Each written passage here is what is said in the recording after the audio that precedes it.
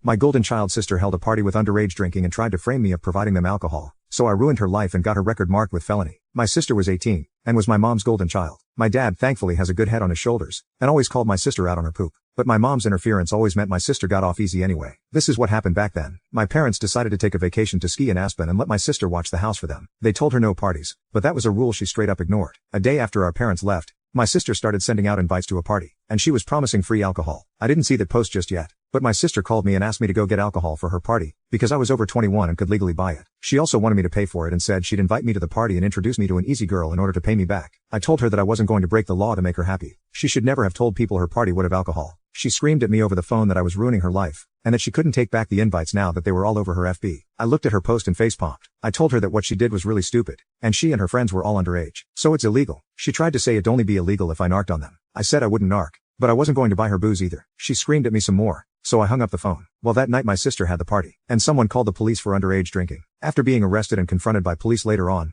my sister threw me under the bus and said that I'd supplied the alcohol she was using. Turns out she actually broke into Dad's liquor cabinet, and thought it'd be better to frame me for her crime. Police came and arrested me at my apartment the day after the party. They seemed already convinced I was guilty, and didn't really listen to me when I said I was never there, but I willingly cooperated with them. At the station I told them the whole story, and got them to look at my sister's FB post. Thankfully there were a few people there who listened to me, but I still had to sit the night out in a cell while my parents were called. My mom and dad flew back home overnight, and bailed out both my sister and I, but my mom tried to make my dad leave me in jail, because my sister had told them her lies as well. But my dad took the time to talk to me, and look at my sister's FB, so he believed me. This caused a fight between him and my mom. When they got home my dad discovered my sister had broken into his liquor cabinet, and spoke to police on my behalf. My mom however still wanted the blame to fall on me because as she put it the charges were ruining her baby's future. But my innocence was further proven by the fact that I and my car were seen on CCTV when I left work, and when I arrived at home soon after as the apartment I was living in then had CCTV cameras to watch the parking lot. My car did not move from there for the rest of the day and night. In my sister's story to police I had driven out and gotten the alcohol for her, but I wasn't seen on CCTV in any liquor store in the county, and my bank account showed no transactions buying alcohol. My parents' house also had a camera at the front door, and my car was never seen in the driveway that day. After being confronted with those facts, my sister's story changed to saying I already had the alcohol and gave it to her at my apartment. But my sister's car had never showed up at my apartment either, and there was like 3 cheap beers in my apartment fridge and no hard alcohol. My sister finally had to give up on her lies, and my parents were severely disappointed in her. But my mom still tried to convince me to take the fall for my sister. She came to my apartment, and actually demanded that I tell police that it was all my fault. I said I wasn't going to ruin my future for my sister. She refused to leave and went from demanding to begging. She even got on her knees and tried to convince me that she and my dad would make everything okay in the long run if I just took the blame now. I said I'd rather live my life poor than have that felony on my record. She threw a huge fit and started throwing things because I refused to do as she wanted. I threatened to call police and she left my apartment cussing me out like a mad woman. I've never heard so many F-bombs out of her before or since, but she kept them up all the way to her car, and followed it up with saying she should have boarded me before driving off.